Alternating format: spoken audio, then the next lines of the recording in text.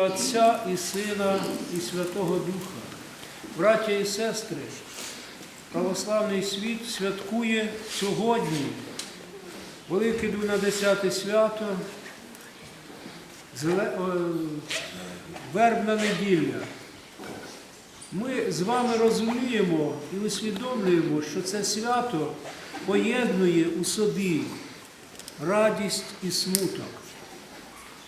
Ось відбулося велике чудо. Чудо. Прийшов Господь і воскресив праведного Лазаря, який перебував уже 4 дні у гробі. І, безумовно, це сколихнуло весь світ.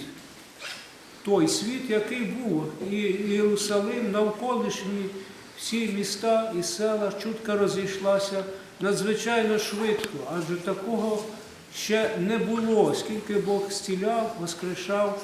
Але коли людина 4 дні вже в гробі, і, як каже одна із сестер, Марія, здається, каже, уже йде запах, тобто розлагатися стало тлінне тіло. І Господь воскресив його.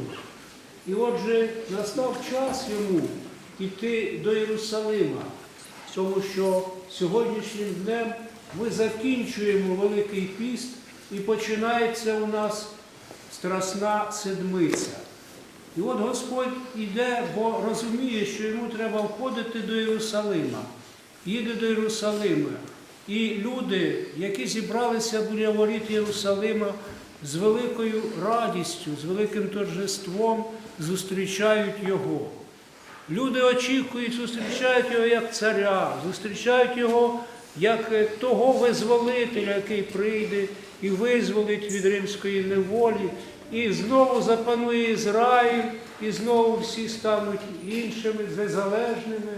Але, браті і сестри, ця радість була не для всіх. Вони клали зелені віття під ноги його. Він сів на осля і в'їжджав, кидали свій одяг під ноги його, вітали його, кричали Осана, благословен, хто йде в ім'я Господнє. Але не всі раділи, не радів тільки Господь. Він подивився на це місто і побачив, що це місто буде зруйноване дотла. Прийдуть вороги, знищать це. І він розумів, що він йде не просто, а йде на смерть, яку уготовано йому ради визволення світу, визволення людства від гріха. І він в'їжджає в Єрусалим. І ось при в'їзді в Єрусалим вже і почнеться та Страсна Седмиця, яку ми з вами повинні пройти у спогадах і в молитвах за цей період часу на землі Спасителя. Дійсно, він завершує свій путь словами «звершилося» і помирає на хресті. І тому цей тиждень для нас є дуже важливим. Ми, браті і сестри, повинні розуміти, чому і ради чого така велика жертва. Жертва, яка дуже мало хто може до кінця її зрозуміти. Адже ми, браті і сестри, часто втрачаємо рідних і близьких. Люди помирають на війні, захищаючи нашу землю. Але це, так сказати, смерть вимушена, недобровільна. А тут Господь добровільно йде на смерть ради людства. Бо Господь створив людину з великої любові до неї. І Він її не залишає тоді, коли вона відступила від Христа, коли вона заблудилась у тернетах диявольських гріхів. Він прийшов, щоб показати ту стежину, очистити, омити.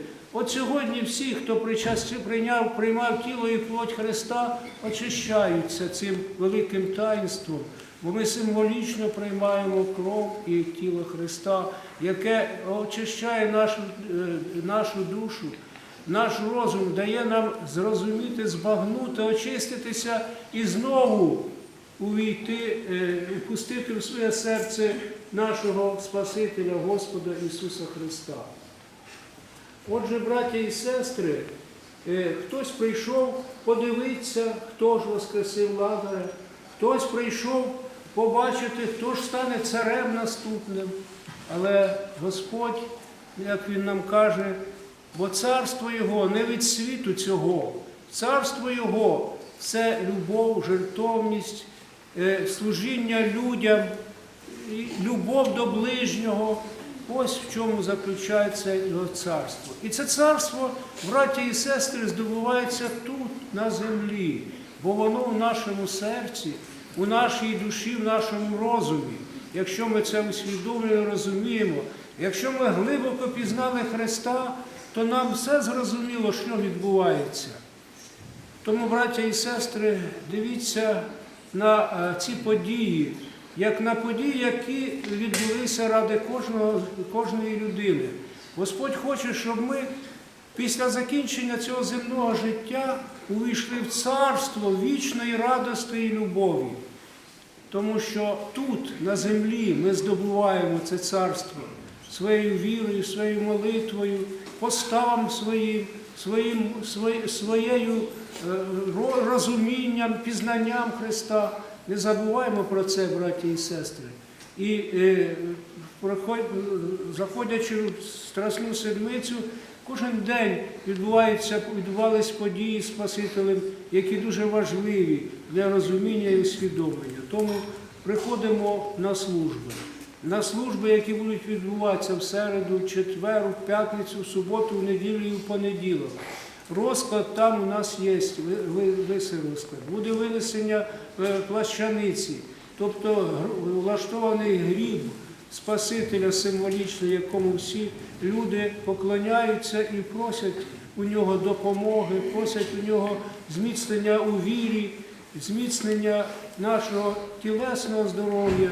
І тому приходьте в ці дні, пам'ятайте, що ворота храму завжди відчинені в нас. І приходьте, будете молитися і поклонятися, і переживати ті події, які пережив Спаситель, йдучи на Голгофу і вже на самій Голгофі, де Він віддав життя і сказав, що його земна путь завершилася, але з надією і з розумінням того, що це життя знову повернеться до нього. Він воскресне і буде заповідати нам і навчати нас, і запевняти нас, що кожна людина, яка прийшла у цей світ, воскресне, і кожна душа буде жити вічно, але місце душ буде різне, тому що одні у славі з Богом, а другі будуть перебувати, як каже нам Святе Письмо, у гієні вогненній, де плач і скрегіт зубів. Це за гріхи наші, за наше зло, яке ми творимо, за наше ненавернення і за наше непокаяння перед Богом. Адже пам'ятаємо, що Бог прощає гріхи, найбільші, найтяжчі, які нам, людям, навіть не зрозуміли, як можна простити вбивцю. А Він прощає, коли бачить, що людина щиро кається. І Він любить розкаяних грішників, але не любить нерозкаяних грішників. Тому, браті і сестри, будьмо мудрими християнами. Хай Господь вас благословить. А зараз ми